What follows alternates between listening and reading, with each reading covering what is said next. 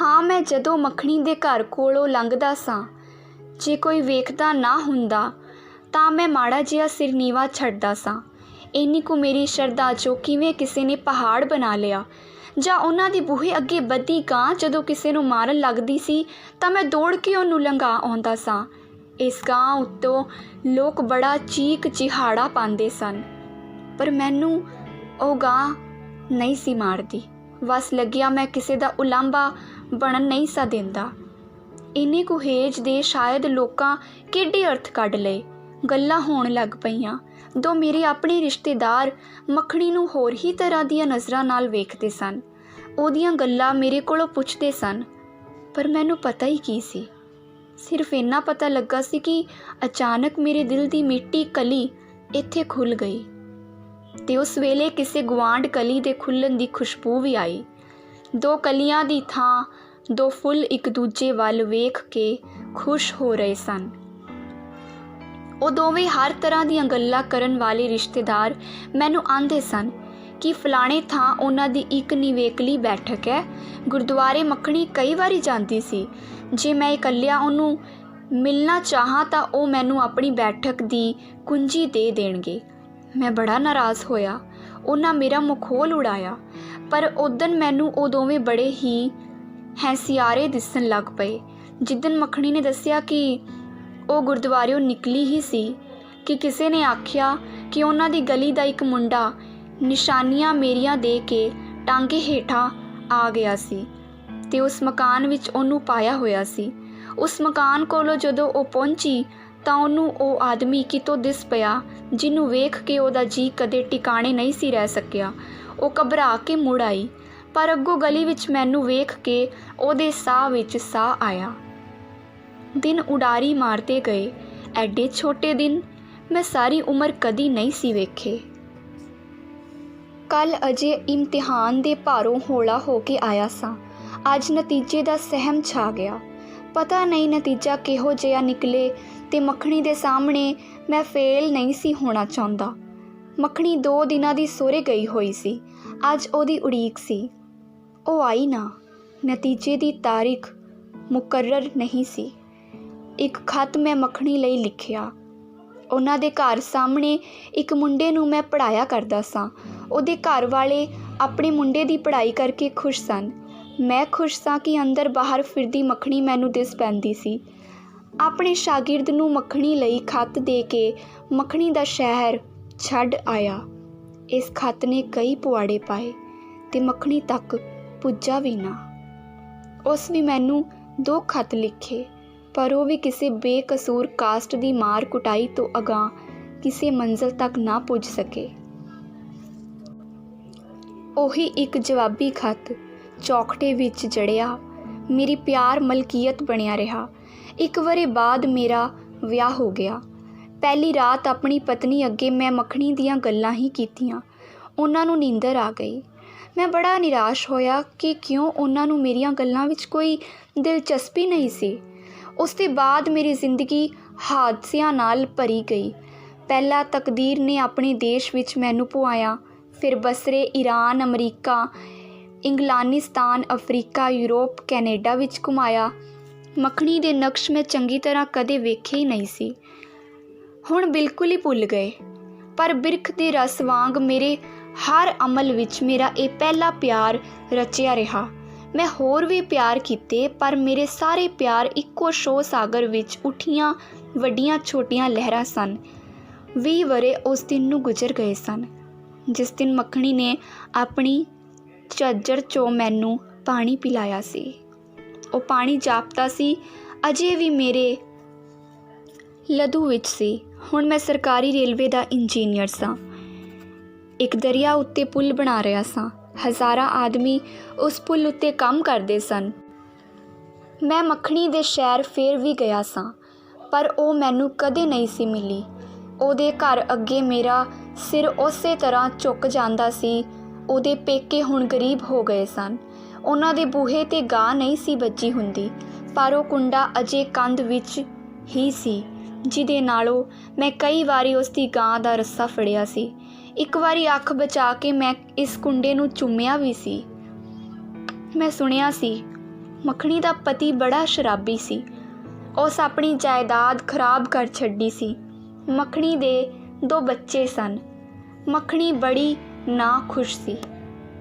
ਮੇਰੇ ਘਰ ਵੀ 2 ਬੱਚੇ ਸਨ। ਮੇਰਾ ਪਰਿਵਾਰ ਬੜਾ ਖੁਸ਼ ਸੀ। ਸਾਡੀ ਕੋਠੀ ਐਨ ਦਰਿਆ ਦੇ ਕੰਢੇ ਸੀ। ਇਸ ਦਰਿਆ ਦੇ ਕੰਢੇ ਜਦ ਮੈਂ ਇਕੱਲਾ ਬਹਿੰਦਾ ਸਾਂ ਤਾਂ ਆਪਣੇ ਸੁਪਨੇ ਖੋਲ੍ਹ ਕੇ ਅੱਗੇ ਰੱਖ ਲੈਂਦਾ ਸਾਂ ਅਤੇ ਜਦੋਂ ਉੱਥੋਂ ਉੱਠਦਾ ਸਾਂ ਆਪਣੇ ਸੁਪਨਿਆਂ ਨੂੰ ਇਸੇ ਤਰ੍ਹਾਂ ਵਲੇਟ ਕੇ ਛਾਤੀ ਵਿੱਚ ਲੁਕਾ ਲੈਂਦਾ ਸਾਂ ਕਿ ਆਪਣੇ ਕੰਮ ਵਿੱਚ ਰੁੱਝੇ ਹੋਏ ਆਦਮੀ ਦੇ ਮੂੰਹ ਤੋਂ ਕਿਸੇ ਨਿਸਫਲ ਪਿਆਰ ਦਾ ਝੋਲਾ ਨਹੀਂ ਸੀ ਪੈ ਸਕਦਾ। ਦਰਿਆ ਦੇ ਕੰਢੇ ਉੱਤੇ ਹੀ ਇੱਕ ਦਿਨ ਬੈਠਾ ਹੋਇਆ ਸਾਂ। ਚਪੜਾਸੀ ਨੇ ਡਾਕ ਲਿਆ ਕੇ ਫੜਾਈ। ਵਿੱਚ ਇੱਕ ਮੈਲਾ ਜਿਹਾ ਲਿਫਾਫਾ ਸੀ।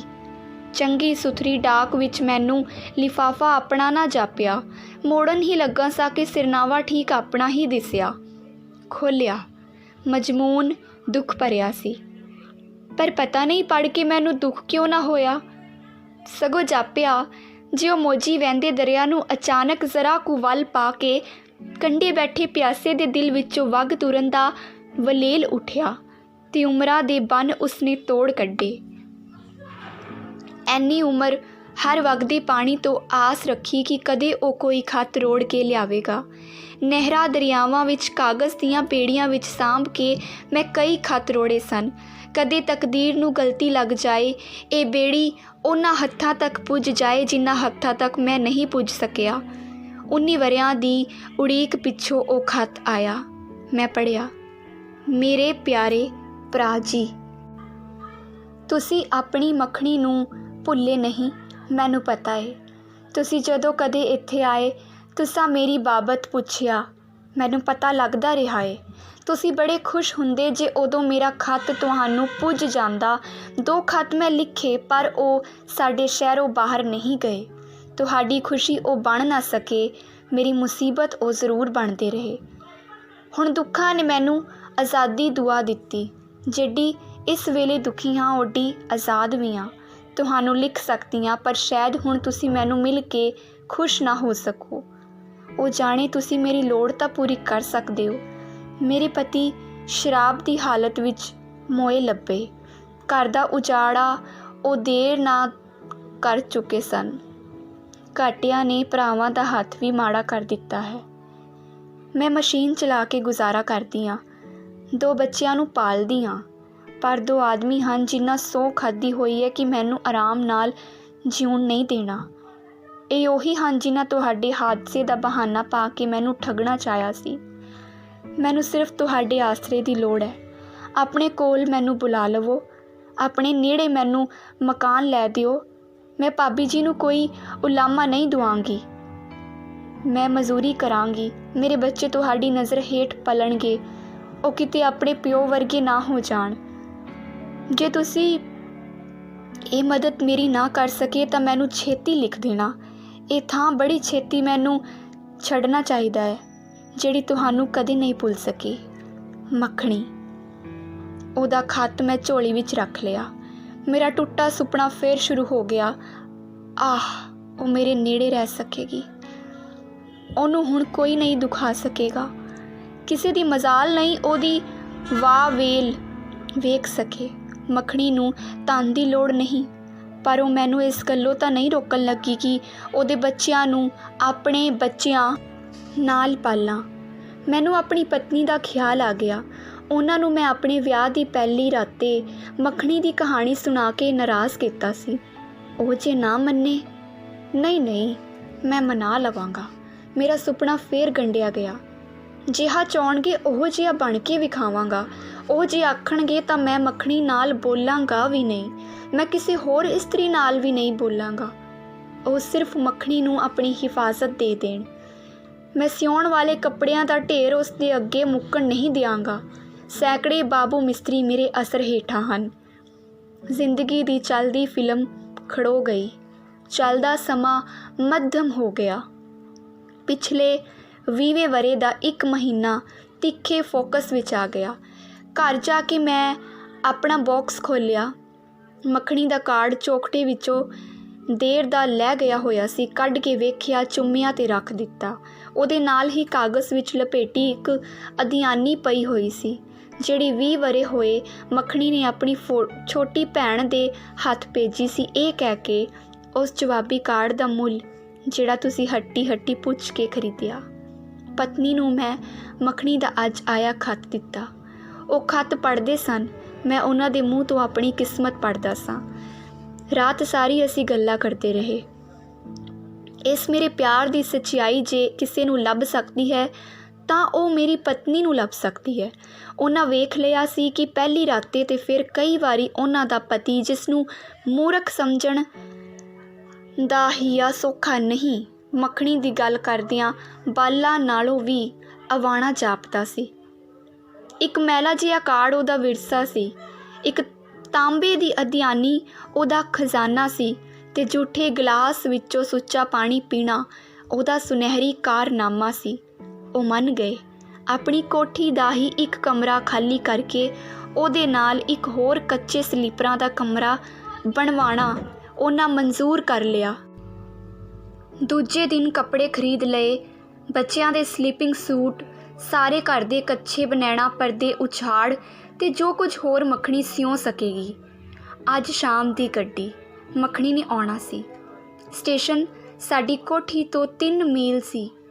ਦਰਿਆ ਪਾਰ ਕਰਕੇ ਟਰਾਲੀ 'ਤੇ ਜਾਣਾ ਹੁੰਦਾ ਸੀ। ਗੱਡੀ ਲੇਟ ਸੀ। ਹਨੇਰਾ ਹੋ ਗਿਆ, ਚਾਨਣ ਚੜ੍ਹ ਆਇਆ। ਮੈਂ ਖੁਸ਼ ਹੋਇਆ ਚਾਨਣੀ ਵਿੱਚ ਮੱਖਣੀ ਮੇਰੇ ਨਾਲ ਟਰਾਲੀ 'ਤੇ ਬੈਠੀ ਹੋਵੇਗੀ। ਮੇਰੇ ਵੱਡੇ ਟਰਾਲੀਮੈਨ ਨੇ ਘਰੋਂ ਪਤਾ ਕਰ ਲਿਆ ਸੀ ਕਿ ਸਾਡੇ ਘਰ ਕਿਸੇ ਆਉਣਾ ਸੀ। ਉਸ ਨੇ ਟਰਾਲੀ ਉੱਤੇ ਉਹ ਗੱਦੀਆਂ ਵਿਛਾਈਆਂ ਸਨ ਜਿਹੜੀਆਂ ਚੀਫ ਦੇ ਆਉਣ 'ਤੇ ਉਹ ਵਿਛਾਇਆ ਕਰਦਾ ਸੀ। ਮੈਂ ਸੋਚਦਾ ਸਾਂ, ਚੰਨ ਚੜ੍ਹਿਆ ਹੋਵੇਗਾ। ਮੈਂ ਮੱਖਣੀ ਨੂੰ ਕਦੀ ਛੂਹਿਆ ਨਹੀਂ, ਅੱਜ ਉਹ ਮੇਰੇ ਨਾਲ ਲੱਗ ਕੇ ਬੈਠੀ ਹੋਵੇਗੀ। ਸ਼ੇਰ ਜੰਗ ਨੂੰ ਮੈਂ ਆਖਾਂਗਾ, ਬੜੀ ਹੌਲੀ ਟਰਾਲੀ ਚਲਾਏ। ਮੈਂ ਮੱਖਣੀ ਨੂੰ ਦੱਸਾਂਗਾ, ਉਹਦੀ ਗਾਂ, ਉਹਦਾ ਪਾਣੀ, ਉਹਦਾ ਖੱਤ, ਉਹਦੀ ਅਧਿਆਨੀ ਤੇ ਉਹਦਾ ਪਿੱਠ 'ਤੇ ਕੇ ਰੋਂਸ 'ਤੇ ਬਹਿਣਾ ਮੈਂ ਕੁਝ ਨਹੀਂ ਭੁੱਲਿਆ। ਕੱਲ੍ਹ ਦੀ ਗੱਲ ਵਾਂਗ ਸਭ ਕੁਝ ਯਾਦ ਏ। ਗੱਡੀ ਆ ਗਈ। ਮੈਂ ਸਾਰੇ ਡੱਬੇ ਵੇਖੇ, ਕਈਆਂ 'ਤੇ ਭੁਲੇਖਾ ਖਾਧਾ। ਸਾਰੀ ਗੱਡੀ ਖਾਲੀ ਹੋ ਗਈ। ਮੱਖਣੀ ਨਹੀਂ ਸੀ ਆਈ। ਗੱਡੀਓਂ ਰਹਿ ਗਈ ਹੋਵੇਗੀ। ਦੂਜੀ ਗੱਡੀ ਦੂਜੇ ਦਿਨ ਆਉਣੀ ਸੀ। ਮੇਰੀ ਉਮਰ ਘੜੀ ਦੀ ਸੂਈ 20 ਵਰ੍ਹੇ ਪਿਛਾਂਹ ਭੌਂ ਗਈ। ਇਹ ਸਾਰੀ ਰਾਤ ਮੈਂ ਮੱਖਣੀ ਦੇ ਸ਼ਹਿਰ ਵਿੱਚ ਬਿਤਾਈ। ਦੂਜੇ ਦਿਨ 9 ਵਜੇ ਨਾਲ ਅਖਬਾਰ ਆਈ। ਉਹਦੇ ਵਿੱਚ ਇੱਕ ਅਫਸੋਸਨਾਕ ਹਾਦਸੇ ਦਾ ਜ਼ਿਕਰ ਸੀ। ਕਿਸੇ ਇਸਤਰੀ ਦੇ ਹੱਥੋਂ ਗੱਡੀ ਦਾ ਡੰਡਾ ਛੁੱਟ ਗਿਆ।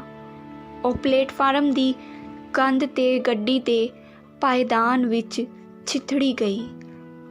ਮੈਂ ਜ਼ਰੂਰੀ ਜਵਾਬੀ ਤਾਰ ਆਪ ਸਟੇਸ਼ਨ 'ਤੇ ਜਾ ਕੇ ਦਿੱਤੀ। ਜਵਾਬ ਉਡੀਕਣ ਲਈ ਸਟੇਸ਼ਨ 'ਤੇ ਹੀ ਬੈਠਾ ਰਿਹਾ। 3 ਘੰਟਿਆਂ ਵਿੱਚ ਜਵਾਬ ਆ ਗਿਆ। ਤਕਦੀਰ ਨੇ ਬੁੱਲ੍ਹਾਂ ਨਾਲੋਂ ਪਿਆਲਾ ਛਲਕਾ ਕੇ ਪੁੰਜੇ ਪਟਕਾ ਮਾਰਿਆ ਸੀ। ਮੇਰਾ ਅੰਮ੍ਰਿਤ ਮਿੱਟੀ ਨੇ ਚੱਟ ਲਿਆ ਤੇ ਮੇਰੇ ਪਿਆਲੇ ਦੀਆਂ ਠੀਕਰਾਂ ਮੈਨੂੰ ਚੁੱਭ ਰਹੀਆਂ ਸਨ। ਮੈਂ ਅੱਖਾਂ ਅੱਗੇ ਹੱਥ ਦੇ ਲਏ। ਸ਼ੇਰ ਜੰਗ ਤਾਰ ਬਾਬੂ ਕੋਲੋਂ ਮਜ਼ਮੂਨ ਪੁੱਛ ਆਇਆ। ਜਦੋਂ ਮੈਂ ਅੱਖਾਂ ਅੱਗੋਂ ਹੱਥ ਚੁੱਕੇ, ਸ਼ੇਰ ਜੰਗ ਆਪਣੀਆਂ ਅੱਖਾਂ ਪੂੰਝ ਰਿਹਾ ਸੀ। ਟਰਾਲੀ ਮੈਨੂੰ ਦਰਿਆ ਦੇ ਕੰਢੇ ਲੈ ਆਈ। ਪਾਰ ਕੋਠੀ ਦੇ ਵਰਾਂਡੇ ਵਿੱਚੋਂ ਮੇਰੀ ਪਤਨੀ ਸਾਡਾ ਰਾਹ ਤੱਕ ਰਹੀ ਸੀ। ਬੇੜੀ ਤੁਰਦੀ ਗਈ। ਜਦੋਂ ਮਝਦਾਰ ਵਿੱਚ ਆਈ, ਮੈਂ ਆਖਿਆ, ਕੰਢੇ ਨਾ ਲਾਇਓ, ਮੇਰਾ ਜੀ ਕੁਝ ਚਿਰ ਹੋਰ ਬਹਿਣ ਨੂੰ ਕਰਦਾ ਹੈ। ਬੇੜੀ ਤੁਰਦੀ ਗਈ। ਮਲਾਹਾਂ ਮੁੜਨ ਲਈ ਪੁੱਛਿਆ। ਮੈਂ ਆਖਿਆ, ਤੁਰੀ ਜਾਓ। ਨਹੀਂ ਸਾਹਿਬ, ਸਾਹਮਣਿਓਂ ਹਨੇਰੀ ਪਈ ਆਉਂਦੀ ਏ।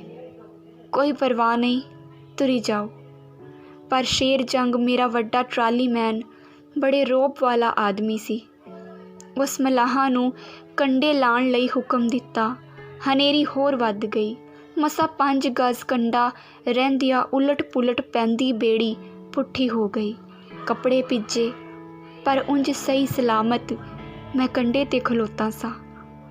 ਪਰ ਮੇਰੇ ਸਾਹਮਣੇ ਰੋਜ਼ਾਨਾ ਮੈਨੂੰ ਦਰਿਆ ਦੇ ਆਰ ਪਾਰ ਖੜਨ ਵਾਲੀ ਬੇੜੀ ਰੁੜ ਗਈ ਸੀ।